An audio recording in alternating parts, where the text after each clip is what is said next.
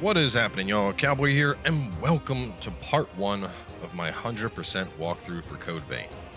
Now, if you've never seen one of my walkthroughs before, I think you'll be in for a treat. There's a lot of folks that like to upload videos called walkthroughs when they're not walkthroughs, and this is the type of video that's actually going to guide you through everything. All of the items, all the pickups, all the side quests, pretty much anything you could be curious about will be covered in this video series. So let's jump on into it. This is my, I think, 4th playthrough of the game at this point. We are going to be playing in English. I am also going to be skipping pretty much every cutscene that I can skip.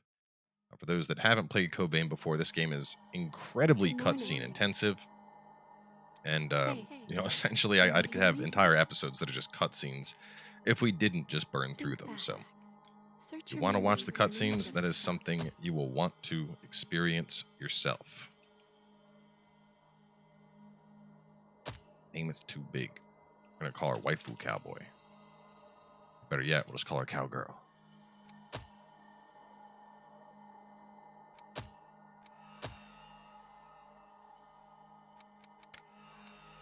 Already made a waifu.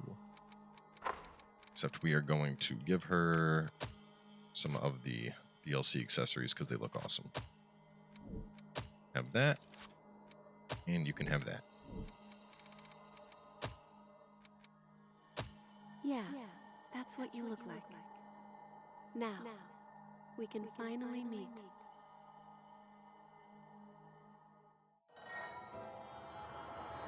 Now, if it's your first time going through the game, you'll want to talk to Cruz here and go through the tutorial.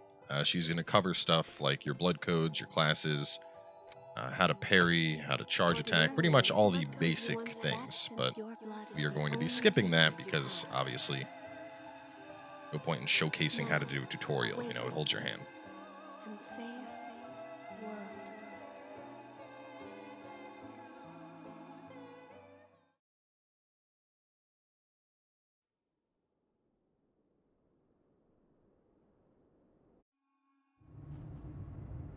But things are going to start off kind of slow. We're just going to follow It's dry, isn't it? giant-breasted girl in white here.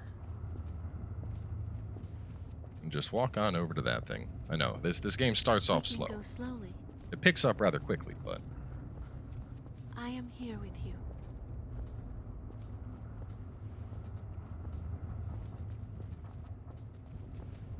this is how kids walk when mom tells them that it's time to go down to the grocery store. Like, Mom, I don't want to go. I hate going to the grocery store. We're all right. Just that low shoulders, trudging walk where you're basically dragging your feet.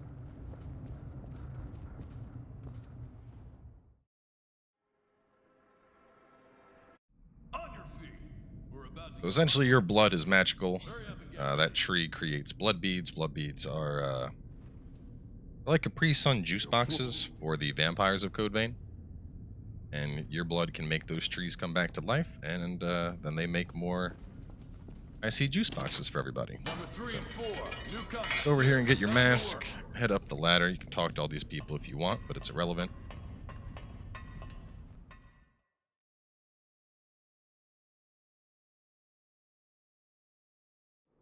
This one's dry.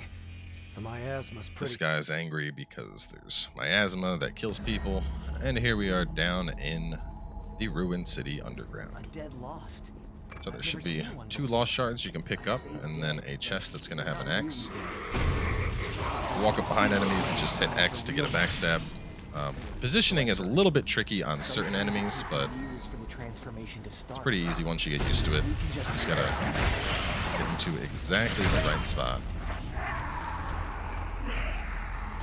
feel dizzy. Will that come in handy? Wow. Looking at the mini-map, you'll notice how we see a bunch of breadcrumbs essentially on the mini-map. Until you get farther along on the mini-map, all of that will just be breadcrumbs. But eventually you'll reveal the mini-map, and then you'll actually see all the paths that you could have gone down and whatnot. Is there something good in there? Take this, put on the heavy axe for now.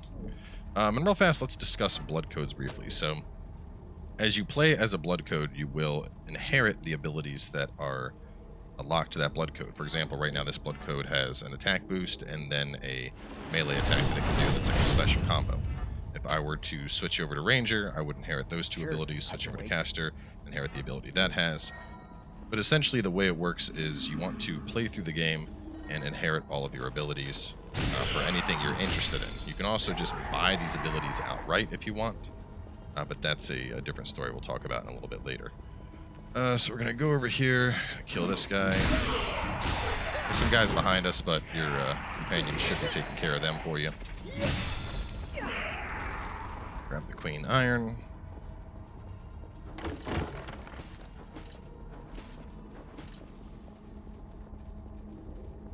There's a lot of boxes. You think they're all empty until they fall.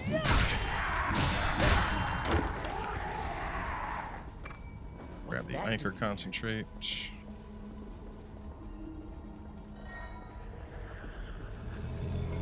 Focus state you get up by dodging attacks or parrying them or even taking damage.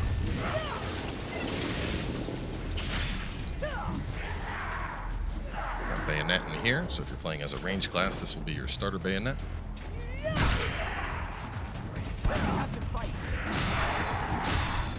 Alright, real fast you'll see how it's just said you mastered those gifts. So because I mastered those, I'm going to swap over and play as Ranger for a little bit and start working on the Ranger gifts.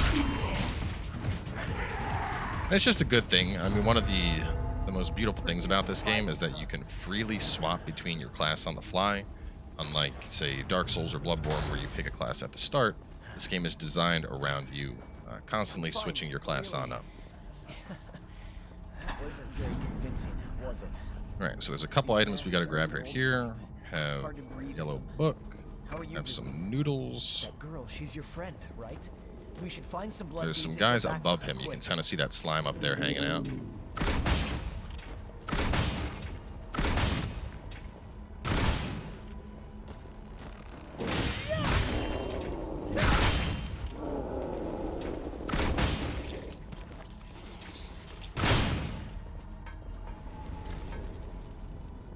Whoa, something. This room should be the antique coin there. And then an MJ-108 up ahead. Go. Here we're gonna head on up, and this is what is called a rotten mistle. Rotten mistles, essentially, they're not resting mistles, but they will reveal the map for us. So now we can hit start, you can scroll in or out, and you can see how much of the map has been revealed. And this is good in the event that you miss something. You can kind of look at this and be like, oh, okay, my breadcrumbs didn't go into that one area. Let me go investigate over there. Be ready for anything. But anyway, go on over here, pop this open, and this will bring you back to your mistle. And now we're going to pick up some skills real quick. So going over into the acquire and gifts, you can see that I can pick up stuff like focus stamina usage or blood guard. Over in Ranger, there's a couple things, but none of these are really needed. We are going to be picking up Blazing Roar, which is going to be a nice thing to use when we switch up to Caster. And it's really going to come down to player preference here. There is no limit to what you can or can't pick up. You could even run Venom Mark. It's a decent choice here for the upcoming boss, but he's not really that hard. We'll pick it up just because why the hell not. Spoil Spotter is something that's kind of nice to grab early on. It'll help you find treasure if you missed it. Guard Stability, I don't really feel that's necessary. Over in the fighters, similarly, I don't think either of these are going to be necessary. So, now that you have a skill, go over here and put it on. As for our passives, we can put on Health Boost. We had that from Warrior. Let's see. Alright, so we're going to continue on. We're going to get this. Is there something good in there? It's our Blue Will Hounds. that come in handy? To take a look at Bales and briefly explain how scaling works. Your blood code is what's going to determine all of your stats. So right now I have a B+ in dexterity, I have a C in strength. If I go to this, I get a B+ in strength. If I go to this, I have a B in mind and a B+ in willpower. That's essentially like your build, if you will. Your weapon damage is going to be dependent on how your weapon stat scaling essentially matches up to your blood code scaling. So as I can see, I'm getting 205 physical damage with the Lost Bayonet. I'm getting 272. But you'll also notice this has a quick mobility and this has a slow mobility. So ideally you want to use weapons that are going to match up and align with your stat scaling. As for your Blood Veil, this is purely going to determine your drain attack damage as well as your defense.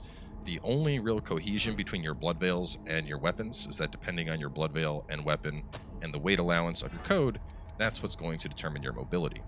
As you can see, my mobility is slow with the heavy axe. If I was to switch over to fighter, we can see my mobility will go up to normal. But essentially, you want to, your armor is strictly related to your defense, whereas your weapon is related to your damage. This is related to your class. So just keep that in mind kind of as you progress. I have an entire video that kind of details this stuff more in depth for those that are curious. So between the two of these, I can see that my drain attack is going to suffer a little bit going to this. I can see my gift damage is going to go down, my resistances will go up, but my drain rating will also increase. So either one of these is going to be a decent choice here. It's really going to be up to player preference. And we're going to continue on. That up. And we want to drop down here. Nice landing. This is going to give us the Queenslayer Greatsword. If you're playing as a fighter class, this is a very decent early Greatsword, and it has purely crush damage, which is something that's really nice, and we will explain the benefit of that a little bit later on. You're at a disadvantage here.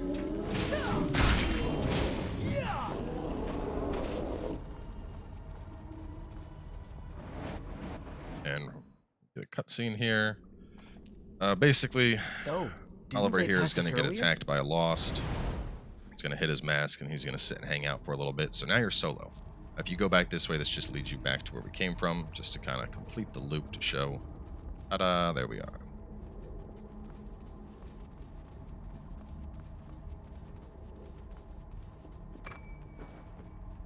Alright, so this enemy is basically here for you to do parry practice. Now, the parry is slightly different for Blood Veil. The hounds, you can see I have 2 doggos that come on out. With Claw, I do that Claw. There's 2 other types of Blood Veil, and each of them have a slightly different parry timing, but this enemy is basically here just for you to kind of practice it and get a feel for it. So skip that route for now. First, we are going to take out these guys.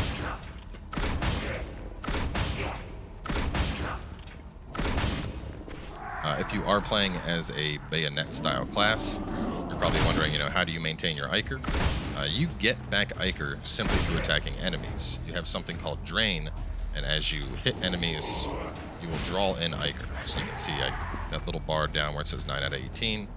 Additionally, you can get Iker from doing backstabs or parries or launch attacks because you'll perform a Drain attack. You can also chain a Drain attack by after attacking, hitting the right bumper and A. That will also pull Iker on out for you. So pick up that dagger. We're going to go down here first. There's a couple guys that are above us as well, so we will.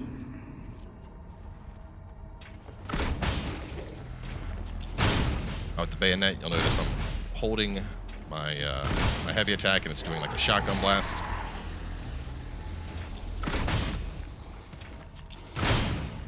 Just to briefly go through the weapon attacks. You're going to hit your light attack. If you use the right bumper, you'll do an alternate move with your light attack.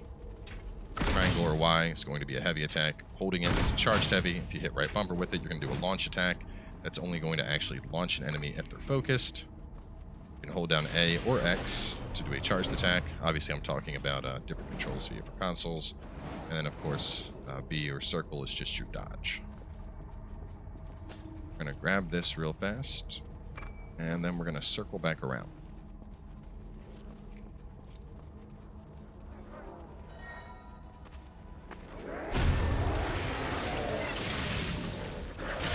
One thing that's interesting about this game is enemies don't have any iframes while they're recovering from a backstab. So as you saw right there, while he was just trying to get up, I was able to get in some free damage. Just something to keep in mind because we're kind of used to backstabbing and then backing off of a target.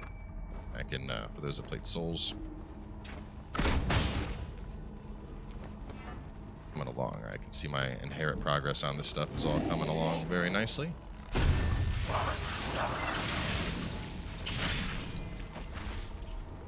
These 2 guys.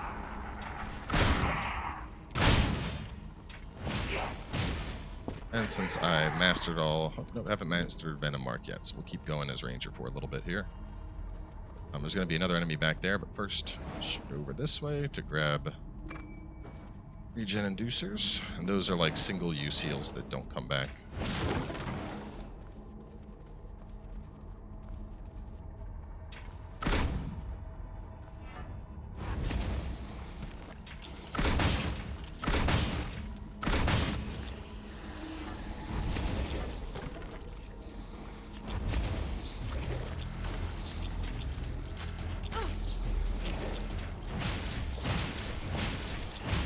That little dash of blue you just saw right there, that is my focus building. It's that little gauge that's above my stamina. Essentially, focus applies to both you as well as enemies, and when it gets all the way up, you'll gain access to a launch move, and then in addition to a launch move, you will gain access to just higher stats overall. So basically, you're just going to be hitting harder while you have that up. A little bit more defensive.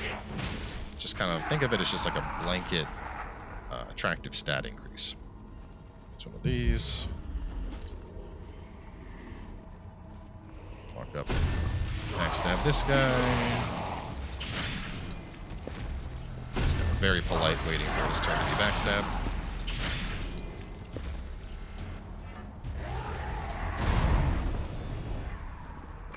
Grab that.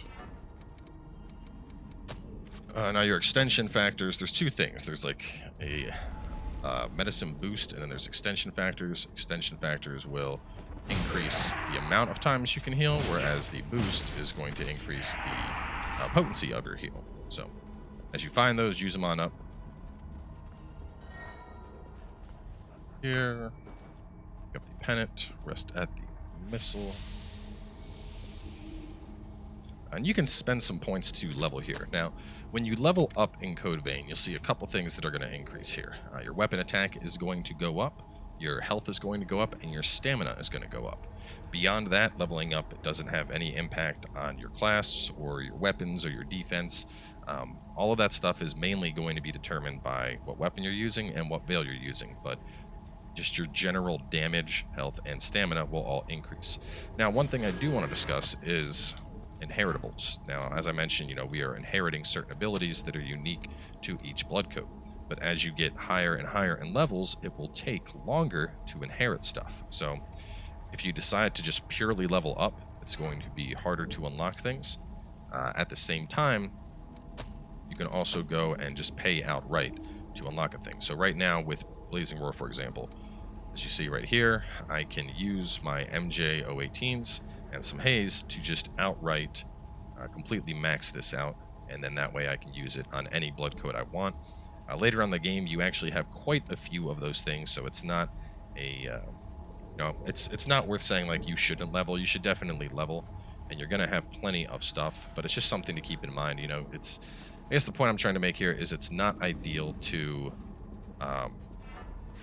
you don't want to just grind and grind and grind and grind and get like 20 levels above each area, because eventually you're going to reach a point where stuff is going to be very difficult to unlock. So, just level up appropriately for each area and you'll be fine. Anyway, kill the missile monster. That's what I like to call those guys that have the rotten missile on their heads. And now we have Queenslayer Thorn. This is Stinger type veil, which is pretty cool. These Stinger type veils, they have range on them, so you can charge it on up and send it on out. Pretty long range. Just to show that on a target up ahead here. Give you an idea of the range of this thing. This looks pretty good. Oh, he sidestepped it. To be honest, I'm not a giant fan of the Stinger type veils. They're cool. They look good. The parry window on them is also kind of goofy. It's not as tight as the claw or the hounds, but it does look flashy. It's very Tokyo Ghoul-esque if you're an anime fan. So anyway, run on up here and we will meet Louie. Say hi to Louie. Louie is one of the main people you're going to be bringing along. Go back to Claw real fast. Are you a fellow explorer? It appears you're alone. I'm on my own at the moment too. What do you say? Would you mind working together? Don't worry, I'm not going to stab you in... So basically you can continue on solo, or you can tell him, yeah, let's work together. Obviously this is a walkthrough, so I'm going to tell you you should work together with him. Scroll my notes down a little bit here.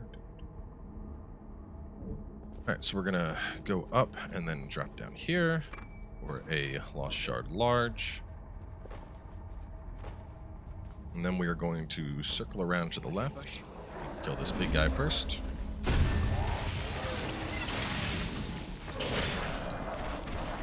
Go on, just spam those attacks on him.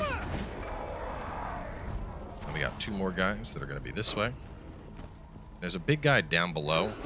Just keep an eye on that guy. He can actually kind of clip through the level and hit you here. If you're, if it looks like he's just going to swing like that, just be aware that, like that swing right there, that could actually hit me. But usually he'll, there we go, now he's going around, which is exactly what we wanted. Grab the items while we're waiting for him.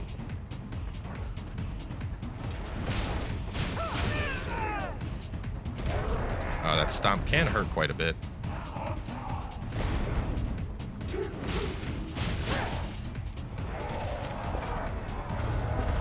Big guy is dead. Grab that real fast before we drop down. And you also notice, looking at the mini-map, you can kind of see that shiny on the map.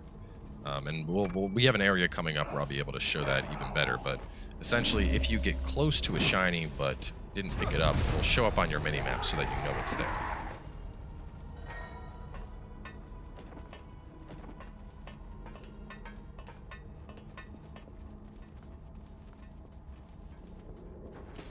Here, we're going to activate the blood spring. It's going to do another cutscene. You can just skip that if you've seen it. Watch it if you haven't. Could that really be? Pretty much just amazed that you're able to do this. Get this missile, go ahead and spend some points to level up real fast. Alright, and we have our first real sword coming up. It's strange to see a cave connected to a building. It's open. Did you pick up something we can use? We can replace our pipe.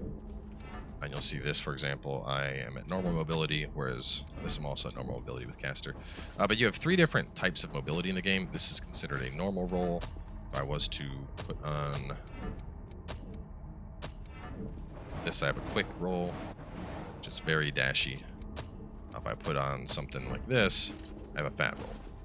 So keep in mind your mobility as you're playing the game. In general, I would suggest you try to stay at normal. If you're playing a bigger weapon, though, you can get by with slow. Just plan on blocking a lot.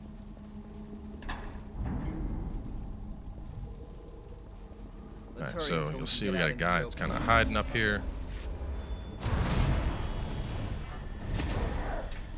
A lot of room to dodge here. Thinks he's slick. You've exceeded my expectations. Kill you. It's also worth noting, as you backstab or parry or do a drain attack on an enemy, your total Ichor count will also go up. Ichor concentrate.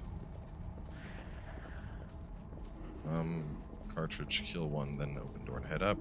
Did I pick up the venom cartridge? I think I did. Yeah, no, I did. Never mind. Second doubting myself on my notes. Here for the MJ. Alright, so there's an enemy over there that you can see it's kind of baiting us. Just go ahead and kill him. There is a big one that likes to show up. That guy and lure him on over. Enemy above us. There you are.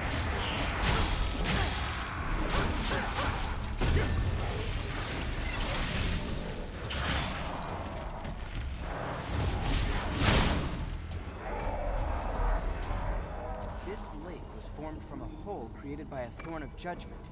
No fault here.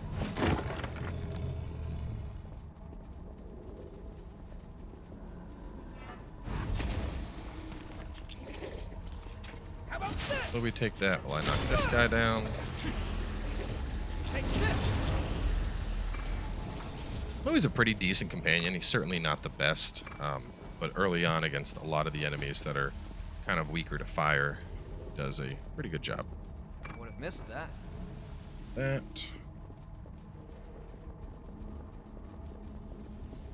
And then we will hit this up, and it's pretty much time for a boss. So, sadly, the boss we're going to be fighting is our good friend Oliver. Oliver is now a bad guy. He's gone corrupt. Good. That's light. There's really not much to this boss. This is a intro boss. He's kind of a complete joke. You essentially just beat on him and dodge attacks. At about 50%, he's going to transform. But as you can see, he does hit hard, so keep your health up, dodge attacks, back away.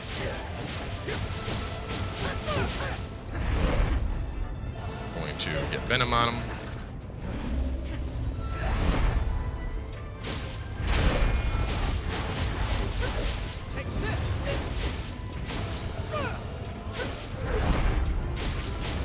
There we go, now he's poisoned, and we'll start doing some casting. Wait for his transformation phase to finish before you try doing any like big nukes, because he's immune to damage while he's transforming.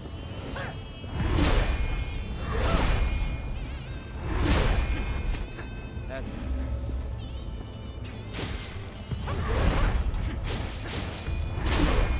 how about this? Calm down. Keep cool.